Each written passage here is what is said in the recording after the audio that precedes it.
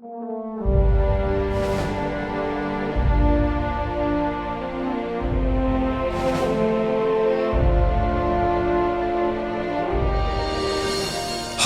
भारत की रणभूमि रहा है और इस प्रदेश में प्राचीन काल से ही भारतीय इतिहास के अनेक निर्णायक युद्ध लड़े जाते रहे हैं। कुरुक्षेत्र हरियाणा की वो सरजमीन है जहां पर बुराई और अच्छाई के बीच महाभारत का घमासान युद्ध हुआ और इस जंग में अच्छाई ने बाजी मारी। 1 नवंबर 1966 को अलग राज्य बनाने से पहले हरियाणा पंजाब का हिस्सा था, लेकिन मध्यकाल में यह दिल्ली सूबे का एक भाग था। अंग्रेजों ने इसे 1858 में पंजाब में मिला दिया था, जो असल में 1857 में यहां हुई भीषण बगावत के बदले में दी गई एक सजा थी। अंबाला छावनी से हरियाणा में 1857 के विद्रोह की पहली चिंगारी फूटी थी। विद्रोह के शुरू होते ही हरियाणा के बहुत सारे वीर इस क्रांति में कूद पड़े और अंग्रेजी राज को उखाड़ फेंकने के लिए उन्होंने अपनी जान की बाजी तक लगा दी। इस बगावत की अगुवाई करने वाले झज्जर रियासत के नवाब अब्दुल रहमान को अंग्रेजों ने फांसी पर लटका दिया। इस क्रांति में हरियाणा के 3000 से ज्यादा लोगों ने अपनी जान की कुर्बानी दी। 1857 की बगावत की मुख्य वजह थी वो कारतूस जिसमें गाय और सुअर की चर्बी का ग्रीस लगा होता था और जिसे सैनिकों को मुंह से खोलना पड़ता था। 1857 में हिंदू और मुस्लिम दोनों ही समुदायों के सैनिकों ने ऐसा करने से इनकार कर दिया था। उनके विरोध ने शीघ्र ही क्रांति की शक्ल इख्तियार कर ली थी। सर्वप्रथम मंगल पांडे ने बैरकपुर छावनी में सैनिकों को क्रांति के लिए संगठित करने में बड़ी अहम भूमिका निभाई। 10 मई 1857 को मेरठ छावनी में खुली बगावत हो गई। स्थानीय शासकों और किसानों ने भी बागी सैनिकों का साथ दिया। इसकी आग बड़ी तेजी से दिल्ली, हरियाणा, अवध, बिहार व देश के अन्य भागों में फैली। लेकिन अंग्रेजों ने बड़ी क्रूरता से इस बगावत को कुचल दिया। असंख्य क्रांतिकारियों को फांसी पर चढ़ा दिया गया। 1857 की इस क्रांति में झांसी की रानी लक्ष्मीबाई ने अपने दत्तक पुत्र के हक के लिए अंग्रेजों से लोहा लिया तथा वीरता की अनूठी मिसाल पेश की। रानी झांसी ने हमला करने वाले अंग्रेज कमांडरों व उनके सैनिकों को धूल चटा दी। उनकी बहादुरी का लोहा स्वयं अंग्रेजों ने भी माना। 1858 में रानी लक्ष्मीबाई ने अंग्रेजों से बहादुरी से लड़ते हुए अपनी जान की कुर्बानी दे दी। 1857 की क्रांति के दमन के बाद राजा राममोहन राय, बंकिम चंद्र, ईश्वर चंद्र विद्यासागर, स्वामी दयानंद, महात्मा ज्योतिराव फुले तथा स्वामी विवेकानंद जैसे महान समाज सुधारक सामने आए और उन्होंने भारत में समाज सुधारों एवं सांस्कृतिक राष्ट्रवाद का सूत्रपात किया। उनका लक्ष्य था राष्ट्र को एकजुट करना ताकि विदेशी हुकूमत से मजबूती से मुकाबला किया जा सके।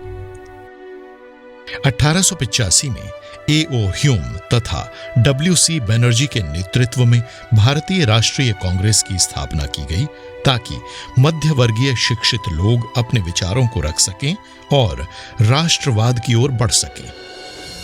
1905 में वायसरॉय लॉर्ड कर्जन ने बंगाल प्रांत को 2 टुकड़ों में बांट दिया, जिसका उद्देश्य था हिंदुओं और मुसलमानों में फूट डालना। इसके विरुद्ध क्रांतिकारियों ने बंग भंग विरोधी आंदोलन चलाया।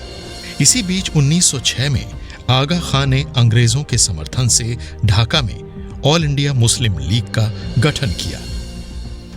आजादी को लेकर भारतीयों का जुनून बढ़ता जा रहा था। स्वतंत्रता सेनानी फांसी की सजा पाने तक को अपना सौभाग्य समझते थे। सन 1908 में सिर्फ 19 साल की उम्र में युवा क्रांतिकारी खुदीराम बोस फांसी पर चढ़ गए। वो अपने देश के लिए फांसी पर चढ़ने वाले सबसे कम उम्र के क्रांतिकारी थे।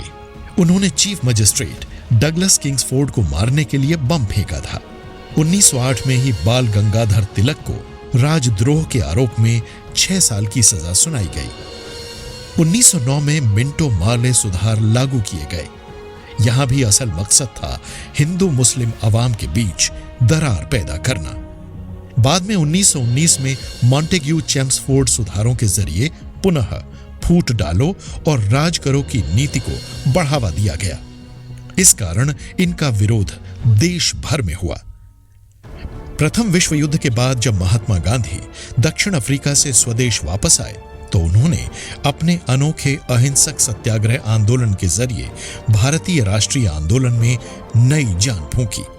1917 में गांधी जी ने बिहार के चंपारण से अपने सत्याग्रह आंदोलन की नींव रखी और सर्वप्रथम किसानों को एकजुट किया। अंग्रेज इन किसानों से जबरदस्ती नील की खेती करवाना चाहते थे। सत्याग्रह के बाद सरकार को झुकना पड़ा। गांधी जी के नेतृत्व में भारत में उभर रहे राष्ट्रीय आंदोलन को कुचलने के लिए 1919 में रॉलेट एक्ट लाया गया। इसके मुताबिक ब्रिटिश हुकूमत को यह अधिकार हासिल हो गया था कि वो किसी भी भारतीय पर बिना मुकदमा चलाए ही उसे जेल में कैद कर सकती थी। इस कानून के तहत अपराधी को उसके खिलाफ मुकदमा दर्ज करवाने वाले का नाम जानने का अधिकार भी खत्म कर दिया गया था।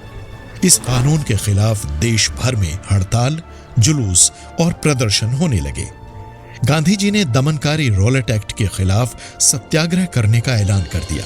10 अप्रैल 1919 में हरियाणा के पलवल रेलवे स्टेशन पर ब्रिटिश पुलिस ने उनको गिरफ्तार कर लिया। गांधी जी की भारत में यह पहली गिरफ्तारी थी। उनकी गिरफ्तारी के विरोध में सारा पंजाब उठ खड़ा हुआ। जगह जगह धरने, प्रदर्शन व रैलियां शुरू हो गईं। अंग्रेजों के अत्याचार दिनों दिन बढ़ते ही जा रहे थे। 13 अप्रैल 1919 को अमृतसर के जलियांवाला बाग में अंग्रेज अधिकारी जनरल डायर द्वारा किए गए नरसंहार ने पूरे देश को झकझोर कर रख दिया। वहां लोग बैसाखी मनाने के लिए इकट्ठे हुए थे और डायर ने बिना किसी वजह के मासूम लोगों पर गोलियां बरसाने का आदेश दे दिया। फलतः पुलिस द्वारा निर्दोष लोगों पर बड़ी बेरहमी से अंधाधुंध फायरिंग की गई। इसमें करीब 1000 लोगों की जान गई। अंग्रेजों के ऐसे भयानक जुल्म और सितम का जवाब देने के लिए 1920 में महात्मा गांधी ने असहयोग एवं खिलाफत आंदोलन की शुरुआत की। इसका नतीजा यह हुआ कि छात्रों ने सरकार द्वारा चलाए जा रहे स्कूल कॉलेजों में जाना छोड़ दिया। वकीलों ने अदालतों का बहिष्कार कर दिया तथा कई कस्बों और नगरों के श्रमिक हड़ताल पर चले गए। आदिम जनजातियों ने भी कर नहीं चुकाए। यह आंदोलन 1922 के आरंभ में अपने चरम बिंदु पर पहुंच गया। 1922 में किसानों के एक समूह ने संयुक्त प्रांत के गोरखपुर जिले के चौरी चौरा नामक स्थान पर एक पुलिस स्टेशन पर हमला करके उसे फूंक दिया। इस आगजनी में कई पुलिस वालों की जान गई। हिंसा की इस कार्रवाई से आहत गांधी जी को अपने अहिंसावादी दृष्टिकोण के कारण यह आंदोलन वापस लेना पड़ा। ठीक इसी समय अंग्रेजी हुकूमत ने उन्हें गिरफ्तार करके जेल भेज दिया।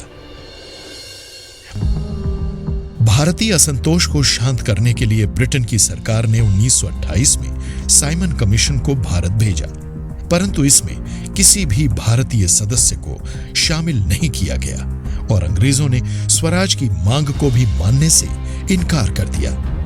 फलस्वरूप लोगों ने साइमन कमीशन का स्वागत काले झंडे दिखाकर किया। लाहौर में लाला लाजपत राय के नेतृत्व में लोगों ने कमीशन के विरुद्ध कई जगह प्रदर्शन किए। बदले में अंग्रेज पुलिस ने प्रदर्शनकारियों को बुरी तरह पीटा। इस लाठीचार्ज में लाला लाजपत राय भी गंभीर रूप से जख्मी हो गए, जिसके कारण उनकी मौत तक हो गई। सरफरोशी की तमन्ना अब हमारे दिल में है, देखना है जोर कितना बाजुए कातिल में है। राम प्रसाद बिस्मिल, जो एक महान क्रांतिकारी होने के साथ साथ एक उम्दा शायर भी थे, उन्होंने ऐसे ही देशभक्तिपूर्ण गीत गाते हुए अन्य क्रांतिकारियों के साथ मिलकर आजादी की मशाल को और आगे बढ़ाया। अपनी क्रांतिकारी मुहिम के लिए धन जुटाने की दरकार से अशफाक उल्लाह ने अपने क्रांतिकारी साथियों के साथ मिलकर काकोरी में ट्रेन से सरकारी धन को लूट लिया। बाद में उन पर मुकदमा चलाया गया और उन्हें फांसी की सजा सुनाई गई। अंग्रेजों के बढ़ते अत्याचारों के विरुद्ध गांधी जी ने 1930 में नमक कानून का उल्लंघन करते हुए सविनय अवज्ञा आंदोलन की शुरुआत की। दांडी यात्रा के बाद शुरू किए गए नमक सत्याग्रह से पूरा देश आंदोलित हो उठा था। देश की खातिर स्वेच्छा से जेल में जाने को इच्छुक लोगों की बाढ़ सी आ गई थी। शीघ्र ही गांधी जी ने अंग्रेजों की दमनकारी नीतियों के विरुद्ध आंदोलन को और भी तेज कर दिया। फलतः आंदोलन ने काफी जोर पकड़ लिया। अंग्रेजों की हर चीज अर्थात स्कूलों, अदालतों, वस्त्रों आदि का बहिष्कार किया जाने लगा। नतीजतन वायसराय लॉर्ड इरविन को गांधी जी के साथ समझौता करना पड़ा, जिसे गांधी इरविन पैक्ट कहा गया। इसी बीच शेरे पंजाब के महान क्रांतिकारी भगत सिंह ने अंग्रेजों को क्रांतिकारी संदेश देने के लिए दिल्ली की सेंट्रल लेजिस्लेटिव असेंबली में बम फेंका। बाद में उन्हें गिरफ्तार कर लिया गया और फांसी की सजा दी गई। 23 मार्च 1931 को भगत सिंह के साथ राजगुरु एवं सुखदेव ने देश के लिए अपनी जान हंसते हंसते न्योछावर कर दी। उनकी शहादत व्यर्थ नहीं गई और इसके बाद पूरे देश में क्रांतिकारी वातावरण बनता चला गया। दुर्भाग्यवश 1940 में मुस्लिम लीग ने अलग मुस्लिम राज्य अर्थात पाकिस्तान की मांग कर दी। यहीं से पड़ी भारत के विभाजन की नींव। अंग्रेजों की शह पर लीग अब तेजी से अलगाववादी राजनीति की राह पर चल पड़ी। इसी के कारण बाद में भारत 2 टुकड़ों में बंटा। अगस्त 1942 में गांधी जी ने अपने तीसरे निर्णायक आंदोलन अर्थात भारत छोड़ो आंदोलन की शुरुआत की। इसका लक्ष्य ब्रिटिश राज से पूरी तरह आजादी हासिल करना था। गांधी जी के करो या मरो के नारे के साथ शुरू हुए इस आंदोलन में तोड़ फोड़ और हिंसा की घटनाओं की कई वारदातें सामने आईं। इसे 1942 की क्रांति कहा गया, जिसने अंग्रेज राज के बचे खुचे आधार को भी खत्म कर दिया। जिस समय कांग्रेस ने भारत छोड़ो आंदोलन चला रखा था, ठीक उसी समय एक और जगह विदेशी हुकूमत के विरुद्ध एक योजनाबद्ध युद्ध छेड़ने की तैयारी चल रही थी। नेताजी सुभाष चंद्र बोस ने कांग्रेस को छोड़कर 1942 में जापान की मदद से आजाद हिंद फौज का पुनर्गठन किया। उनका मानना था कि अंग्रेज कभी भी अपना साम्राज्य यूं ही छोड़कर भारत से नहीं जाएंगे। 1944 में दिल्ली चलो के नारे के साथ आजाद हिंद फौज के सैनिकों ने हिंदुस्तान की सरजमीन पर कदम रखा। अब भारत की आजादी को दुनिया की कोई भी ताकत टाल नहीं सकती थी। उन्होंने अपने वीर सैनिकों का आह्वान किया, तुम मुझे खून दो, मैं तुम्हें आजादी दूंगा। यही स्वतंत्रता की देवी की मांग है। 15 अगस्त 1947 को भारत के राष्ट्रवादी नेताओं, क्रांतिकारियों और आम नागरिकों के कड़े संघर्ष, त्याग और बलिदानों के बाद हमें स्वतंत्रता हासिल हुई।